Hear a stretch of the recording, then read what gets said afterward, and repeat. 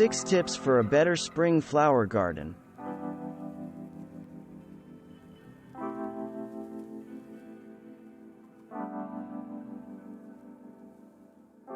The colder the climate, the more anxious gardeners are for signs of spring in the landscape. Planting very early bloomers can make you feel like you've cheated part of winter, because these hardy bulbs may begin to bloom when the holiday decorations are just coming down. These petite flowers don't make much of a statement when planted in groups of a dozen or less, but the low price of the so-called minor bulbs makes planting of 100 or more affordable. If your digging arm ran out of steam after planting the first bag of 50 tulips last fall, your spring flower show may not be as lush as you wanted it to be. Interplant your large bulbs, like tulips, daffodils, and hyacinths, with cold hardy annuals. The resulting look will resemble a gardening magazine spread or public garden display you have admired.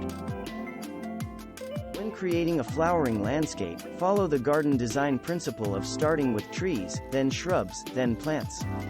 Shrubs not only give the garden texture and dimension, but many also offer reliable spring flowers for sunny or shady situations. Azaleas herald the arrival of spring in many southern gardens, and forsythia does the same in temperate climates. When you include flowering containers in your spring garden, you can get earlier blooms in your garden than when you plant in the ground. You can bring small hanging baskets into a shed or garage when temperatures plummet at night, and even large containers can move to a sheltered area if you employ planters on casters. Planting bulbs under a lawn doesn't take any special skill. The most important care tip for naturalizing flower bulbs in a lawn is to delay mowing until the bulb foliage matures. Therefore, choose the earliest blooming bulbs to plant, unless you don't mind letting your grass grow as long as strappy bulb foliage. If flower gardening is a visual hobby, no one gets excited about the sight of a bag of gnarled roots at the garden center. However, there are benefits to buying and planting bare root flowers at the beginning of the gardening season. Imagine digging up your favorite daylily on March 1st.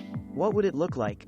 It would look like one of the root balls in those bags, perhaps with a tentative stem beginning to emerge. In this semi-dormant form, plants are less likely to incur damage from late spring frosts than those plants that have fully developed foliage. In fact, by the middle of summer, bare root perennials may be indistinguishable from potted plants that were installed in the early spring. As a bonus, bare root perennials are much cheaper than potted plants. Thanks for watching. Subscribe for more interesting videos. And please hit the like button for the YouTube algorithm.